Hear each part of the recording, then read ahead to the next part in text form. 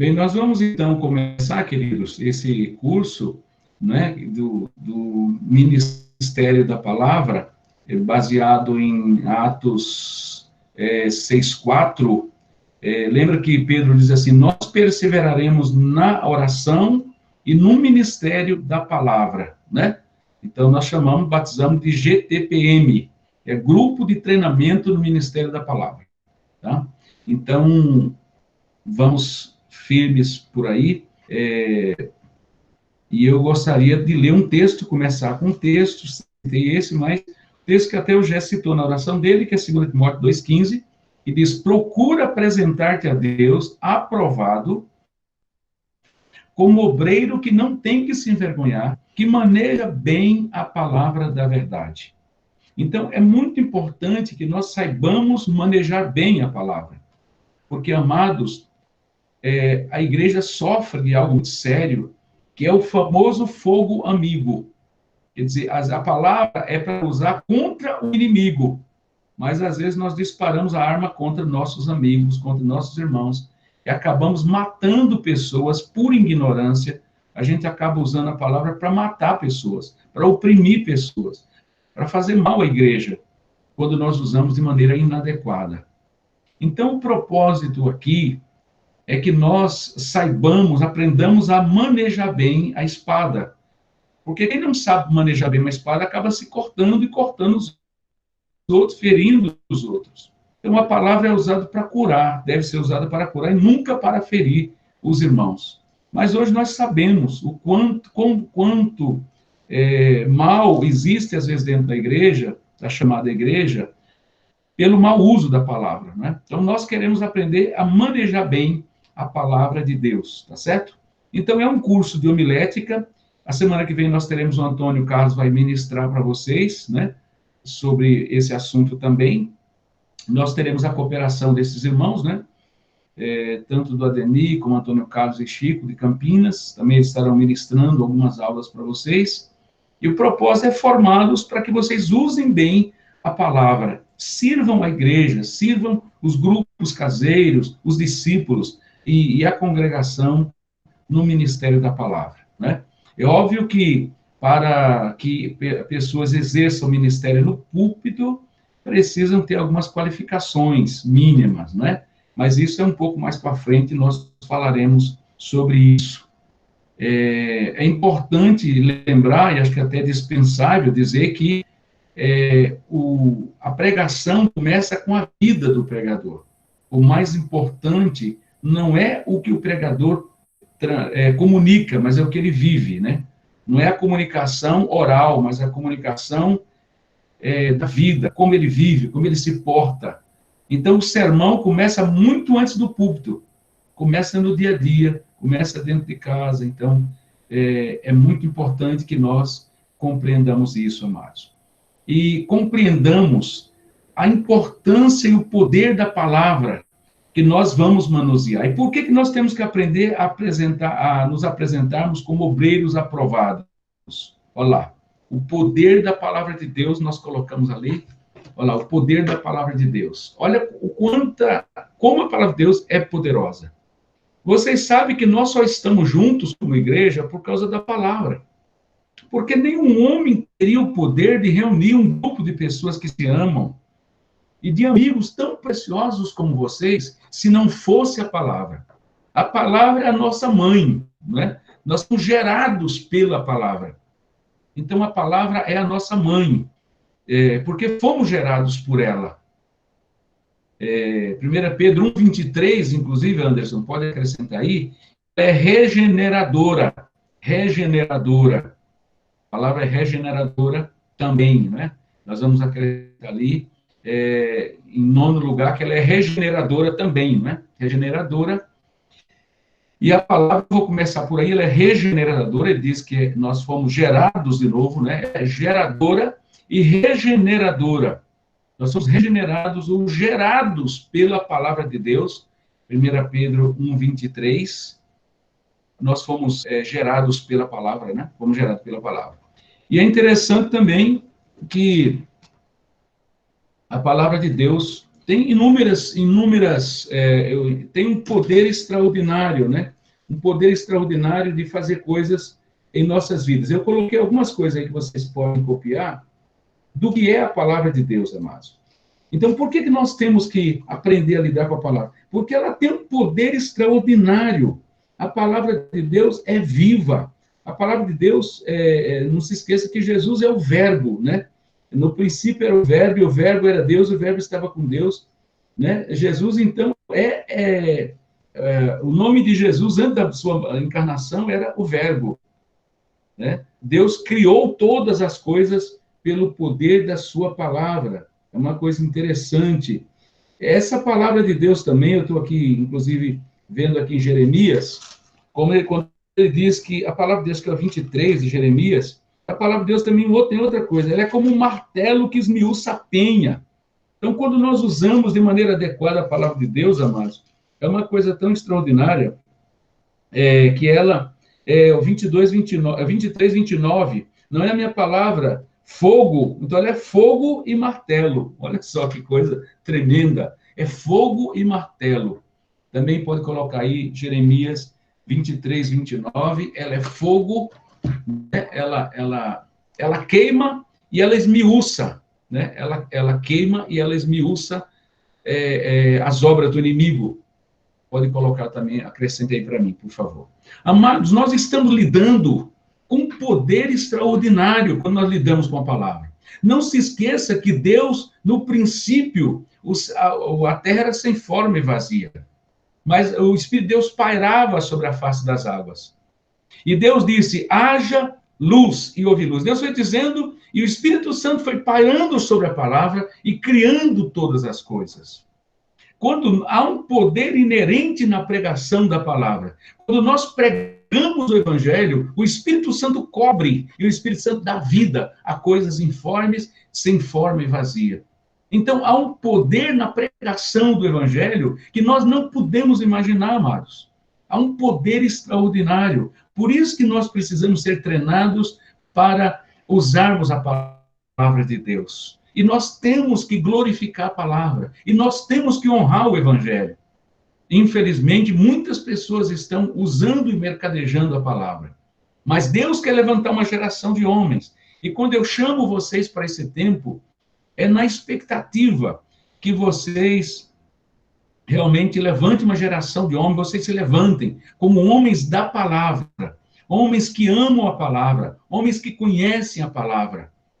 Homens que realmente amam a palavra de Deus, amados. Porque essa palavra é poderosa, é o poder mais extraordinário do universo, é a palavra de Deus. E nós vamos ver ali vários aspectos desta palavra, né? E por que nós temos que saber transmiti-la das mais diferentes formas? Há muitas formas de transmitir a palavra, que é o próximo tópico que nós vamos ver. Mas vamos voltar lá, Anderson, vamos voltar lá ainda, no poder da palavra, tá? Então, a palavra de Deus, ela é criadora, não é? Hebreus 11:3, viu, Anderson? 32, 3, 11:3. Sabemos que pela palavra, o universo, os mundos foram criados, né? Os mundos. Quer dizer, os mundos, por exemplo, nós temos o mundo aquático, né?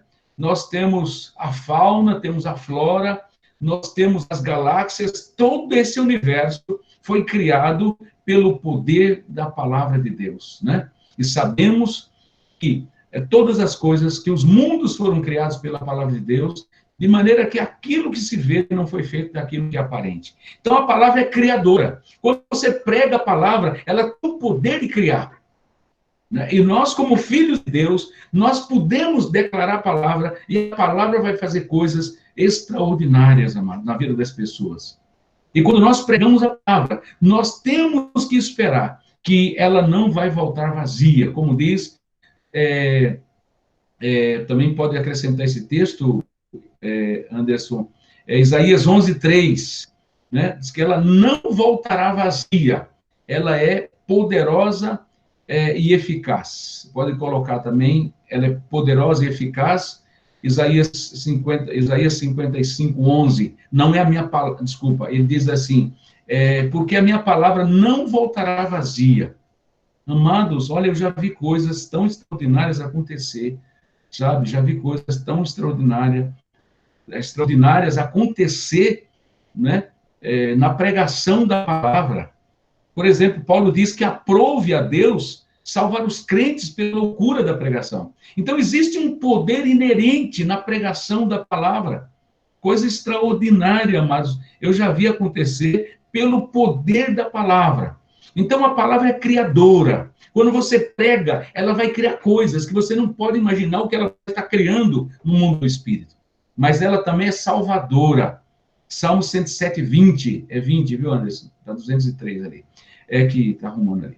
Diz que ele enviou a sua palavra e os salvou e os livrou daquilo que era mortal. Então, a palavra, ela é salvadora. Ela é limpadora também. João 15, 3. Vós já estáis limpo pela palavra que vos tenho falado. A palavra limpa, a palavra lava. Não importa se você lê a Bíblia e você não guarda. Eu estava comentando com os irmãos que eu já li a Bíblia, eu li 1 ano e meio, eu li a Bíblia completa, li a Bíblia de Gênesis Apocalipse, depois de Mateus Apocalipse, sempre leio o Novo e duas o Novo, uma o Velho Testamento e duas vezes o Novo, cada vez. Eu vou de Gênesis Apocalipse, depois pego de Mateus Apocalipse. Nisso, eu já li a Bíblia 62 vezes o Novo Testamento e 27 vezes a Bíblia completa de Gênesis Apocalipse. Mas eu não me coloco como exímio leitor da Bíblia. Poderia ler bem mais, né? Agora eu estou baixando mais o tempo, porque agora eu estou lendo 4 capítulos por dia, né? Se você ler 3, você lê 1 ano e meio, possivelmente você vai ler de Gênesis Apocalipse e Mateus Apocalipse. Mas eu me surpreendo, porque eu estou há 40 anos estudando a Bíblia e cada vez que eu pego a Bíblia, ela se renova. Então, às vezes a pessoa diz assim, eu estava conversando com o irmão da Assembleia, ele diz assim, mas pastor não, desculpa, irmão, era quando eu trabalhava na Valita. Não adianta ler a Bíblia, que a gente não guarda a Bíblia toda, a gente lê, mas a gente esquece. Falei, meu filho, se tu lê a Bíblia e tu esquece, imagina se tu não lê, tu vai lembrar do quê? O Espírito Santo fala lembrar, mas lembrar o que você já sabe. Se você não sabe, como é que você vai lembrar uma coisa que você nunca leu? E aí, amados, é como uma ilustração que eu vi que achei muito boa. Nesse propósito aí, nesse poder de limpar-nos, né? O mestre mandou o discípulo pegar um cesto e buscar água para ele no rio. Aí ele foi lá e mergulhou, naturalmente, a água não parava no fundo do cesto, e trouxe o cesto.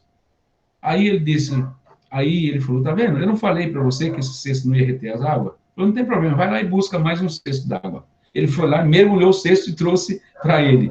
Quando chegou, obviamente, não tinha água.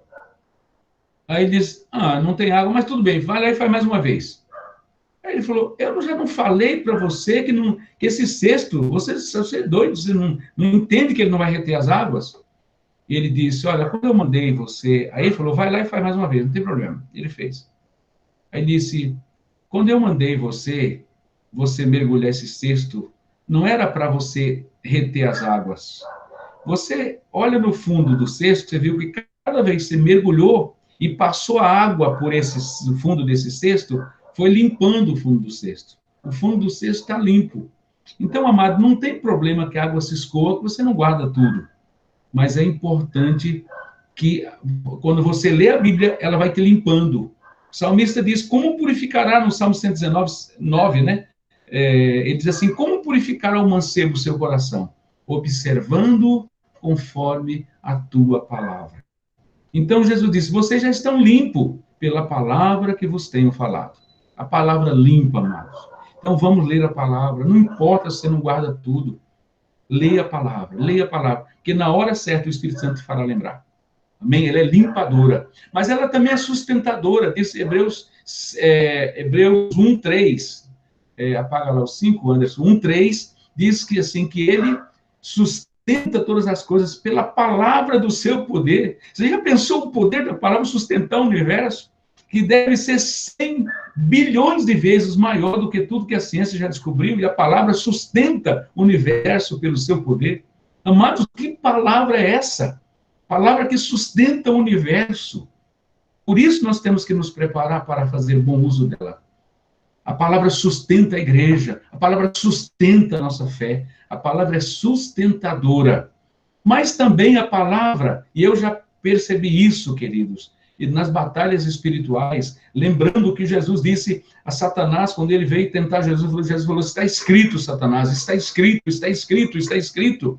E o diabo hoje está invadindo a igreja com engano, com ilusões, com mentira. E nós temos que nos levantar como homem de Deus e dizer, está escrito, está escrito, está escrito, Satanás. E não aceitar que a mentira e o engano entre em nossas igrejas, amados.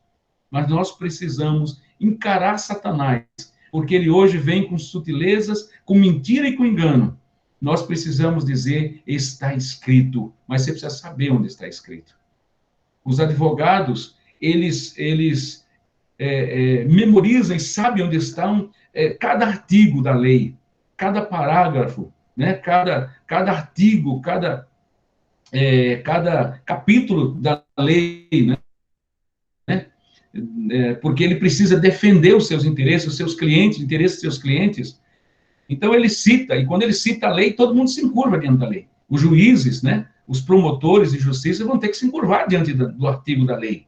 Pois bem, a palavra de Deus também nós precisamos estar pronto para dizer, olha, está escrito no capítulo tal, no versículo tal, está escrito. Então, amados, é interessante que a palavra, em Mateus 8,16, diz que Jesus, que muitos enfermos foram trazidos. Jesus, meramente pela sua palavra, expulsou os demônios e curou todos os que estavam enfermos, para que se cumprisse o que estava dito em Isaías, que ele levou sobre si as nossas iniquidades e carregou as nossas dores. Então, quando você fala a palavra, os demônios saem,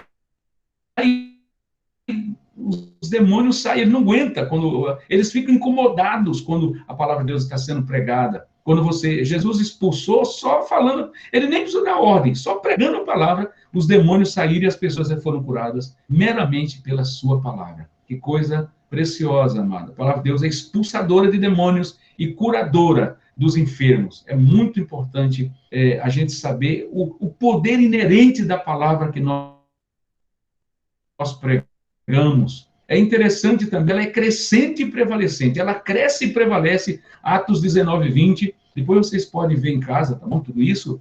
Mas diz que a palavra de Deus crescia e prevalecia. Olha que coisa maravilhosa. Também diz que ela crescia e se multiplicava. Em Atos 12, 24. Ela cresce e se multiplica. Ela cresce e prevalece. Louvado seja o nome do Senhor. Diz que tinha um ateu maluco que dizia que tem que ser ateu e maluco mesmo, né? Ele profetizava que a Bíblia, ela seria, ele não daria, ele profetizou isso já faz mais ou menos uns 100 anos que ele profetizou, que a Bíblia não duraria 50 anos mais, ela seria extinta da face da terra. Ela não existiria mais. E por ironia, a Sociedade Bíblica, depois, quando ele morreu, comprou a casa dele, e ele tinha um terreno muito grande, comprou e fez uma imprensa bíblica. Ele morreu e se foi. A palavra de Deus começou a se multiplicar em cima dos destroços dele. Porque ela vai existir para sempre. Os céus e terras poderão passar, mas as minhas palavras não passarão. Então, ela é crescente e prevalecente. Ela se multiplica, Atos 12, 24. Ela é multiplicadora, né? Olha que coisa tremenda. Ela é imutável e permanente. Mateus 24, 35. Céus e terras podem passar, mas as minhas palavras não passarão. Ela estará no dia do juízo e os homens serão julgados por ela. Diz em João 12, 48, que a palavra vai estar no dia do juízo para que os homens sejam julgados por ela. Ela é regeneradora, como diz 1 Pedro 1, 23. E fomos regenerados pela palavra, gerados de novo pela palavra, né? Viva e que permanece para sempre. E aí a gente podia passar a noite toda falando, né? Mas é interessante que ela queima, esmiuça a penha. Quando a gente está expulsando o demônio, é muito comum a gente declarar a palavra.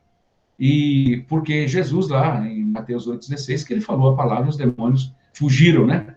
Fugiram, ficaram, né, com medo e fugiram quando ele professou a palavra. Porque ela é fogo e ela é martelo, amados.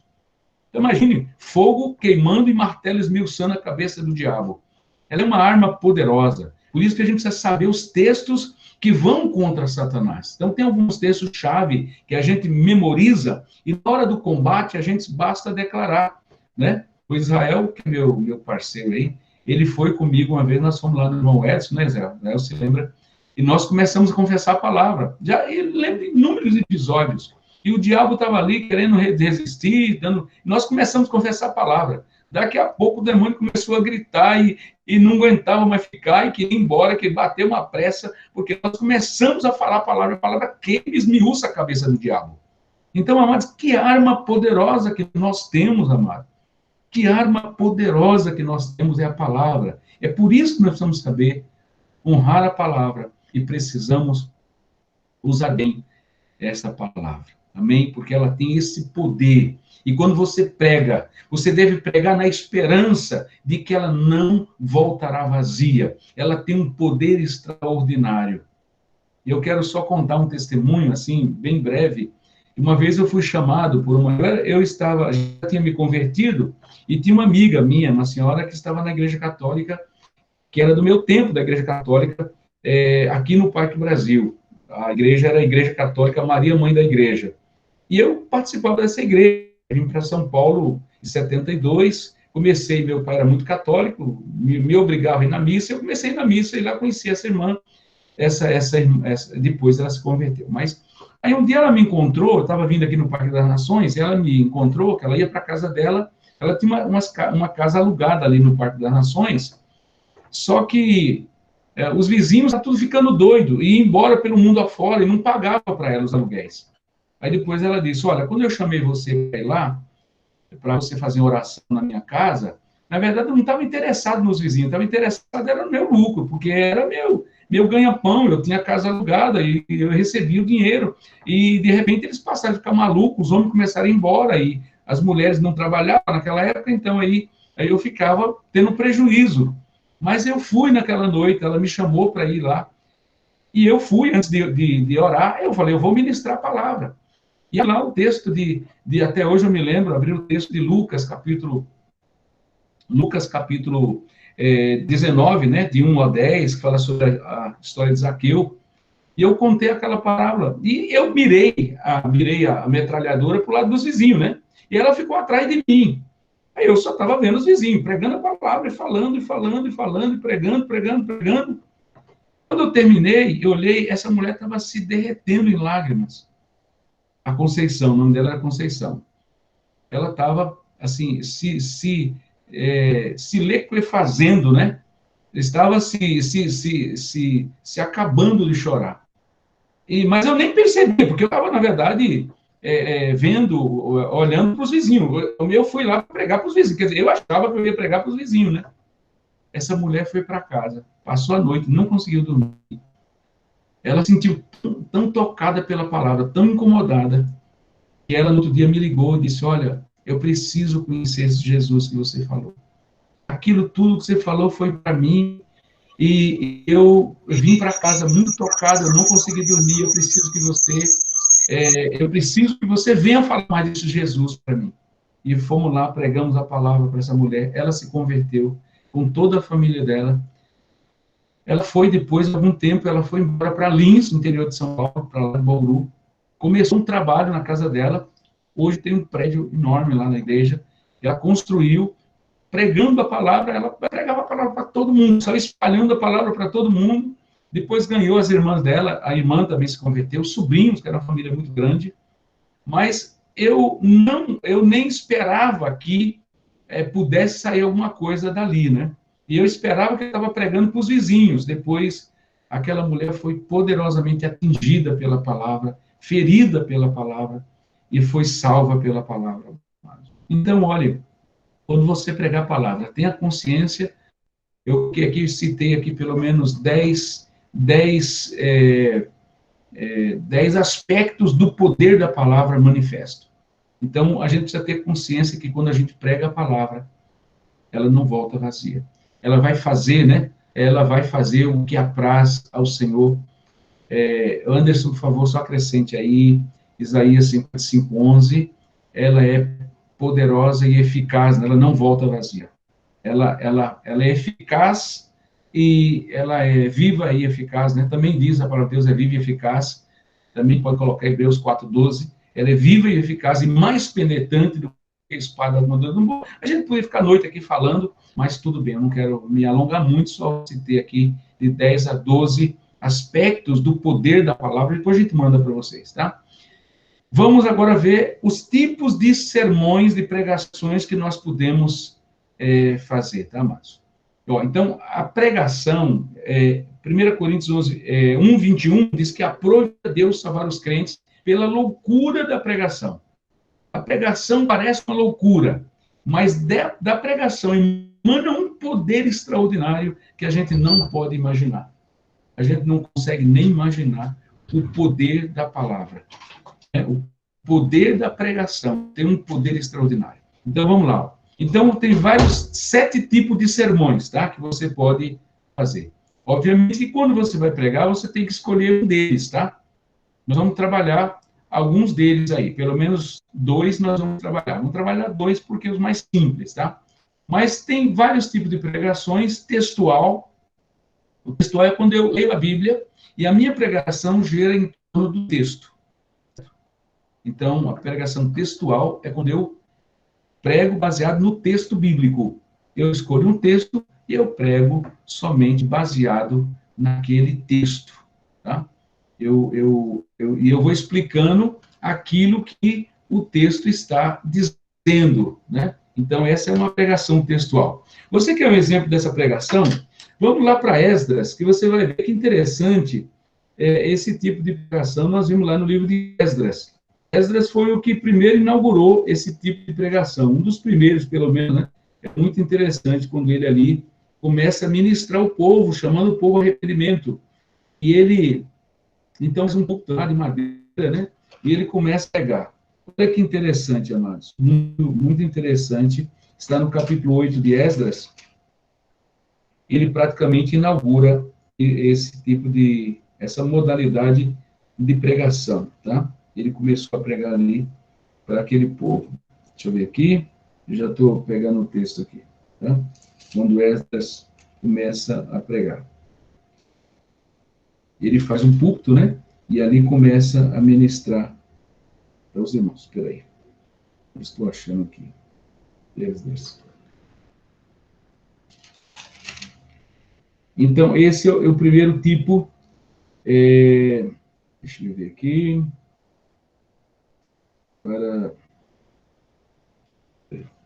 Estou achando já aqui.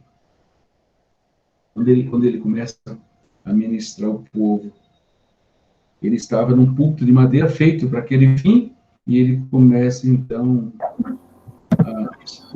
Esdras 8. Se alguém achou 8:4? 8 o quê? 8:4. 8:4. Ah, muito obrigado, Israel. Isso, obrigado, viu? Isso aí.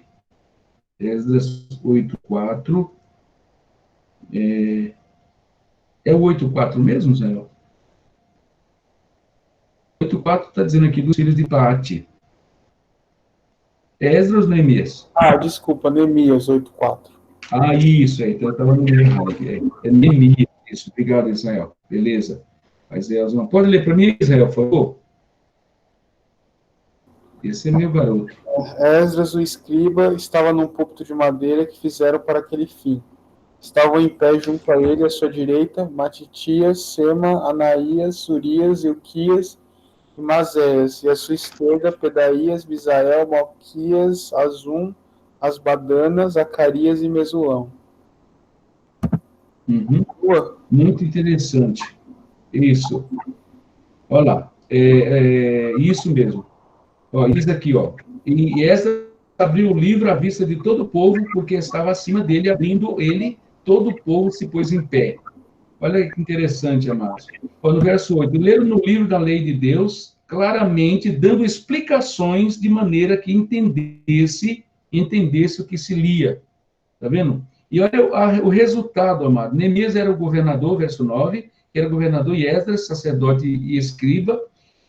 Os levitas que ensinavam todo o povo lhe disseram: esse dia é consagrado ao Senhor vosso Deus, pelo que não pranteeis nem choreis, porque todo o povo chorava ouvindo a palavra da lei. Então, olha, a palavra causou impacto aqui no coração desse povo de maneira tremenda.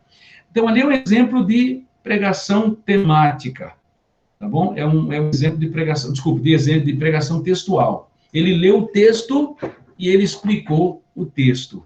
Então, aí tem 3 princípios, se você quiser colocar, assim, ó, aí tem 3 coisas que às vezes os pregadores erram muito por não seguir.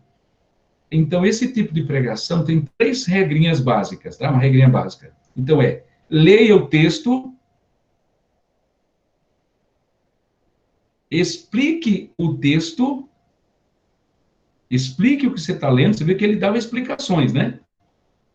E aplique o texto. Como ele aplicou o texto, o povo todo chorava quando viu a palavra. Porque você lê o texto e você não explicar, as pessoas não vão entender. E você não aplicar o texto à vida das pessoas, menos ainda, não adianta nada. Né? Bom, então, leia o texto, explique o texto e aplique o texto.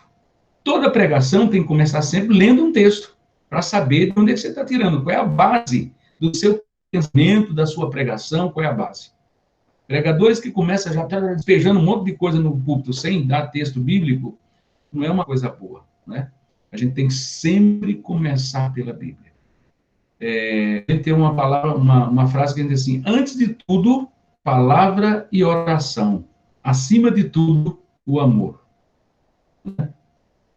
Acima de tudo, o amor. E antes de tudo, palavra e oração.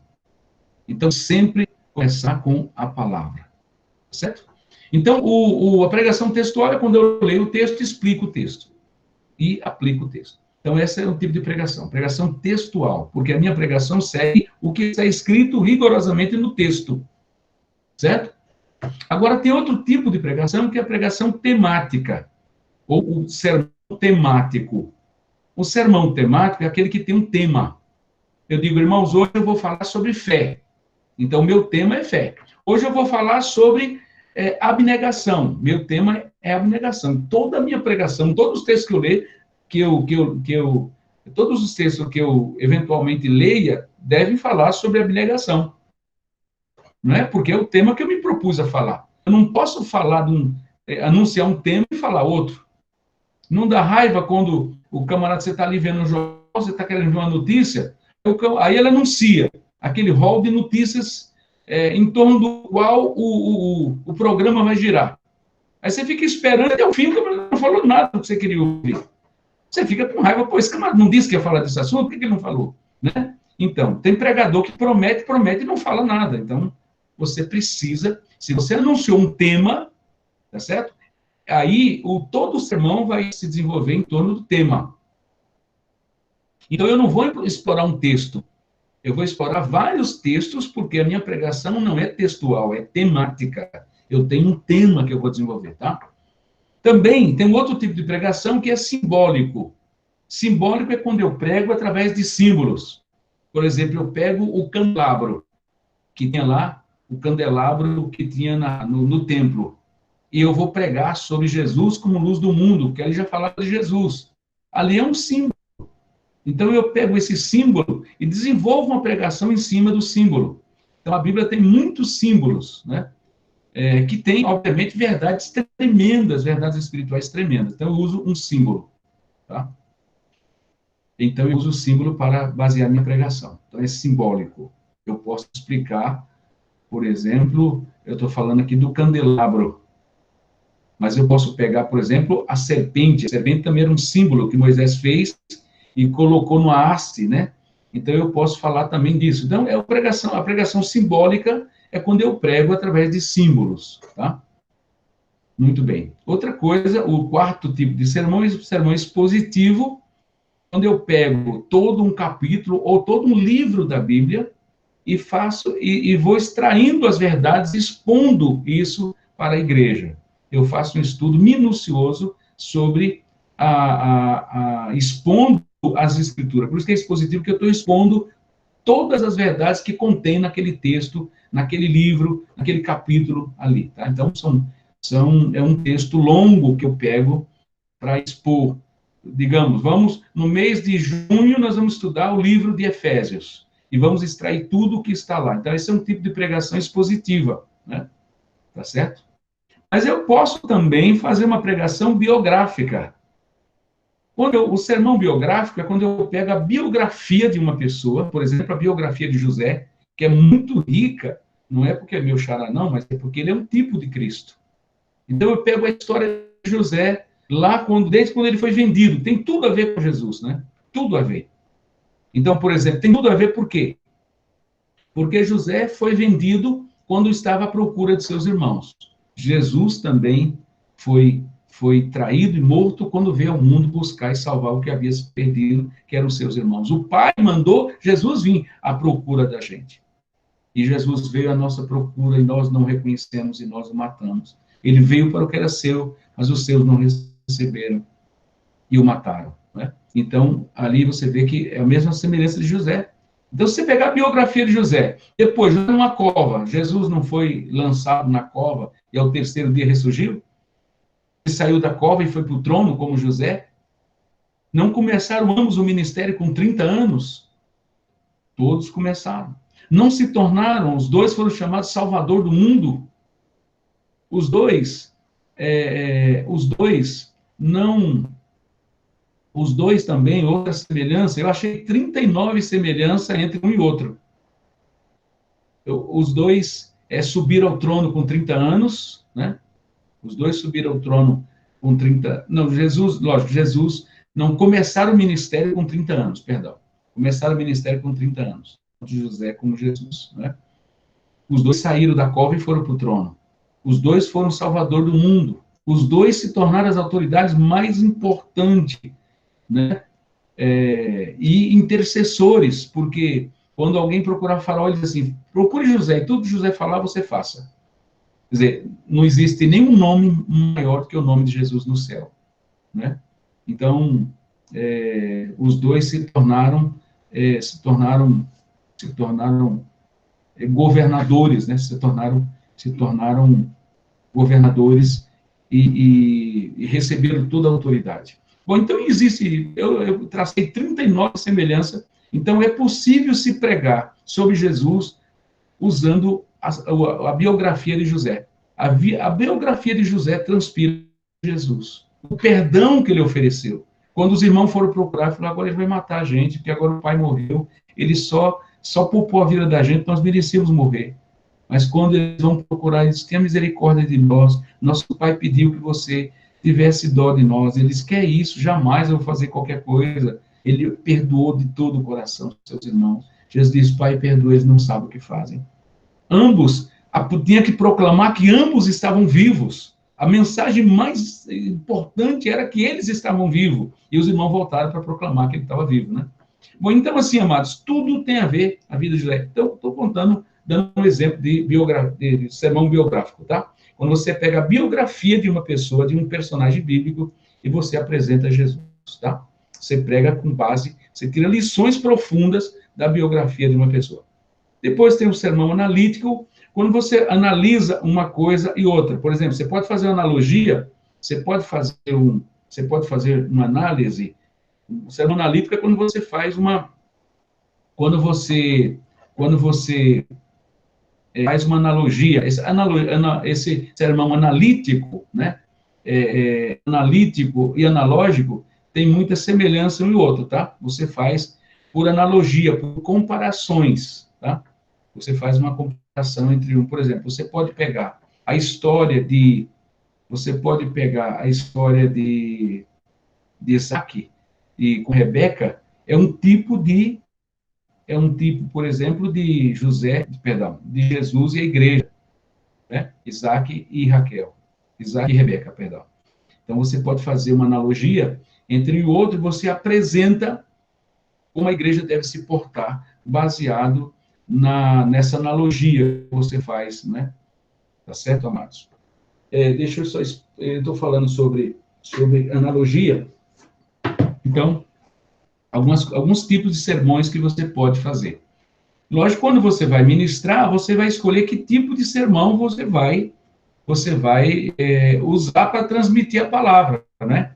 Você precisa escolher qual é. Você não pode fazer um samba de crioulo doido, juntar tudo junto, digamos, fazer um suco, né? Uma salada de pregações. Não, você tem que escolher um. Você escolhe um e usa aquele tipo de pregação para apresentar o que Deus colocou no seu coração. Então, veja que existem várias formas de você apresentar os sermões, tá? Os sermões que você quer transmitir. Então, veja que existe realmente formas de você poder apresentar a palavra de Deus. Agora, vamos ver onde tudo começa. Tem dois assuntos que nós vamos estudar, que é a pregação. A pregação, você sabe que a teologia, ela tem, assim, vários aspectos, tá? De estudo. Esse estudo essa matéria que fala sobre a pregação, chama-se hermenêutica, tá? Desculpa, chama-se homilética, tá? Homilética é a arte de pregar bem. Homilética é a ciência da pregação. Ensina como pregar, certo? Então, homilética, com H, ensina, não é omelete, não vai confundir com omelete de ovo, tá? É homilética, não é a palavra homilia, que é pregação.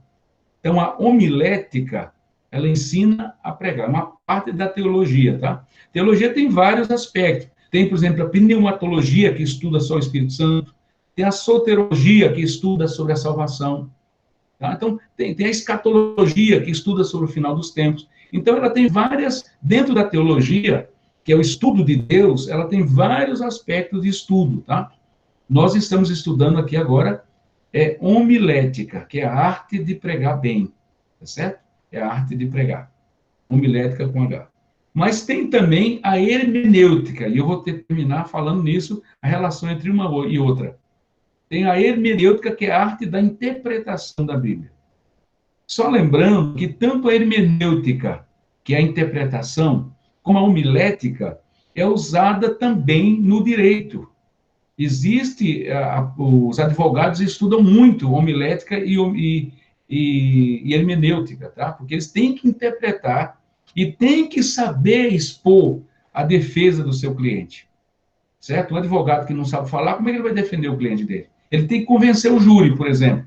Ele tem que fazer uma boa exposição, né, dos fatos, né, e aplicar a lei para defender o seu cliente, ou para, se for advogado de acusação, ele tem que fazer uma boa exposição, uma boa prédica, né? Então, esse é usado também, a hermenêutica jurídica também é muito usada no direito, e tanto uma como a outra, tá? Bom, eu já vou daqui a pouquinho parar, mas eu quero dizer onde começa tudo, tá, amados?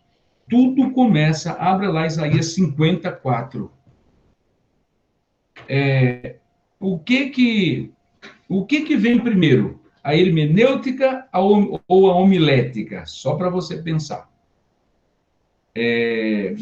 Aqui explica. Então, nós vamos aqui entender qual que vem primeiro. Isaías 54. Repare o texto, que é muito interessante. Ele diz assim: o Senhor Jeová me deu uma língua erudita, para que eu saiba dizer uma boa palavra ao que está cansado. Ora, isso é tudo que nós queremos. Dizer uma boa palavra ao que está cansado. Pregar uma boa palavra que abençoe a igreja, que dê direção, que dê rumo à igreja. Isso é tudo que nós queremos. Mas é interessante que ele começa da homilética e depois ele explica por que ele tinha uma boa homilética. Por que ele ministrava bem, que ele pregava bem. Aí ele explica o segredo dele. Ele diz assim: ele desperta-me todas as manhãs, desperta-me o ouvido para que eu ouça como aquele que aprende. Isaías 50, verso 4, tá? Olha lá, ele explica o segredo dele. Ele diz: olha, ele me desperta todas as manhãs e desperta-me o ouvido para que eu ouça como aquele que aprende, ouça como um discípulo. Porque eu posso ouvir de mau grado, posso ouvir não como discípulo, e posso ouvir também como discípulo, né? E um discípulo, ele ouve com atenção, ele anota, ele guarda, ele se interessa, ele é um aluno, ele tem um desejo de aprender, ele tem fome e sede de aprender. Então, aí ele fala do segredo dele. Então, amados, é óbvio, algumas coisas importantes. Ele desperta-me todas as manhãs. Quando ele fala de todas, você veja que existe uma disciplina. Todas as manhãs. Quando fala todas, há uma disciplina de leitura, de exame da palavra. Jesus disse assim, examinais, no plural, as escrituras, porque, João 5,39, porque julgais ter nela a vida eterna, e são elas que de mim testificam. Ora, se você quer conhecer Jesus, você tem que ler as escrituras, porque a finalidade da Bíblia, de Gênesis a Apocalipse, é revelar Jesus. Então, você quer conhecer Jesus, você precisa examinar as escrituras, sem preguiça, precisa examinar. Então, ele desperta-me para aprender, ele desperta-me todas as manhãs. Quando fala de todas, fala de uma disciplina. E quando fala de manhã, fala de prioridade, de primícias, das primícias do Senhor. Ele fazia isso de manhã, porque de manhã a mente está tranquila, não tem aquela sobrecarga de informações. Por exemplo, eu estou fazendo assim, eu não pego o telefone para ver as mensagens do WhatsApp antes de ir para a leitura da palavra. Por quê? Senão a minha cabeça enche de preocupação e aí eu não consigo reter a palavra. Eu tenho experiência, eu acho que vocês também, que às vezes você lê uma palavra 10 vezes e você não compreendeu. Um belo dia você abre aquilo, parece que salta a palavra. Por quê? Porque no dia você estava com a sua mente mais tranquila, estava sossegado aos pés de Jesus, e ele falou, ele revelou a palavra a você. Então, veja que exige duas coisas, disciplina e prioridade, certo? Se alguém quer crescer no ministério da palavra, precisa ter disciplina todas as manhãs, quando fala todas, e fala também de manhã, porque ele dava prioridade, as primícias do tempo ele dava ao Senhor. Se você for pegar a Bíblia para ler meia-noite, com certeza você vai cair por cima dela, vai dormir por cima dela, né? Aí você fala, é o diabo, é o diabo. Não, é o diabo do cansaço, né? Lógico que você, numa sexta-feira à noite, você vai chegar muito cansado mesmo. Então, priorize ler a Bíblia de manhã. Mesmo você ler no final da noite, levante, você vai dedicar meia hora, uma hora à leitura da palavra, levante mais cedo, meia hora, uma hora, e lê antes, sua mente vai estar zerada. Não tem coisa melhor do que estudar a Bíblia de madrugada ou de manhã cedinho, né? Quando todo mundo está dormindo, não tem aquela muvuca, aquele barulho danado. Então, esse texto, amado, é muito importante, porque ele fala das duas coisas, das duas ciências, a hermenêutica e a homilética. A hermenêutica a hermenêutica é a arte de interpretar. Eu não posso interpretar uma coisa que eu não entendi. Você sabe que a Bíblia a gente tem que interpretar. A gente interpreta e a gente ministra, a gente explica. Mas para você explicar, você tem que entender. Então, a primeira coisa vem a hermenêutica, e nós vamos estudar um pouco sobre hermenêutica. Talvez seja a primeira matéria que nós vamos estudar, a hermenêutica. Tá? Eu vou pedir, inclusive, que o Antônio Carlos comece o tempo com a hermenêutica bíblica, tá? Falando sobre hermenêutica, que é a arte de interpretar a Bíblia. Como é que você tem que interpretar a Bíblia? Então, tem algumas técnicas para você interpretar. Então, primeiro você precisa entender. Então, ele entendia, ele praticava a hermenêutica bíblica e depois ele praticava a homilética. Porque eu não posso pregar aquilo que eu não entendi, aquilo que eu não recebi. Entendeu, amados? Então, Isaías 54 dá o segredo e a ordem das coisas. Tá certo? É a mesma coisa que Pedro disse em Atos 6,4. A gente relaciona um texto com o outro. Ele disse assim, o Senhor Jeová Não, desculpa. Ele diz assim, mas nós perseveraremos na oração e no ministério da palavra. Interessante que não há ministério da palavra sem oração. E o Jamil estava falando esse dia, achei muito boa a explicação dele. Diz, nós temos que orar para conhecer o coração de Deus. E nós temos que examinar as escrituras, nós temos que nos dedicar à oração para conhecer o coração de Deus, temos que dedicar a palavra para conhecer a mente de Deus. A oração nos leva a conhecer o coração de Deus. A palavra nos leva a conhecer a mente de Deus. O que Deus pensa sobre família, sobre sexo, sobre o evangelho, sobre todas as coisas que a gente pode pensar. O que Deus pensa? Eu preciso examinar as Escrituras para saber o que Deus pensa. Mas eu preciso orar para conhecer o coração de Deus. Então, oração e palavra. É o que está em Isaías 54. Eu não posso ter um ministério abençoado de palavras se eu não tiver oração. Jesus diz, vós errais, João, Mateus 22, 29, não conhecendo as Escrituras, nem o poder de Deus. Eu preciso de Escritura, mas preciso, antes de tudo, do poder de Deus. Preciso de oração. Amém, queridos? Aí nós vamos ter uma língua erudita. Uma língua erudita. É uma língua clássica, né? Uma língua clássica. Você sabe que existem 3 tipos de linguagem. A clássica, a popular e a linguagem gírica. Eu posso usar uma linguagem gírica, né? Tem gente que usa muito, os jovens naturalmente usa muita gíria, né? Usa muita linguagem na gíria. Tem a linguagem popular, né? Que você fala português na língua das pessoas, como elas falam o português. E tem a linguagem clássica, ou a linguagem erudita, né? A linguagem correta, o português correto. E diz que ele falava a linguagem correta, Deus deu uma língua erudita, uma língua sábia, para dizer a seu tempo uma boa palavra. Isso é fruto de oração, é fruto de disciplina, é fruto de estar diante do Senhor. Amém, queridos? Muito bem, então chegamos ao fim. Anderson, pode desgravar? Aí, pode acionar aí, por favor.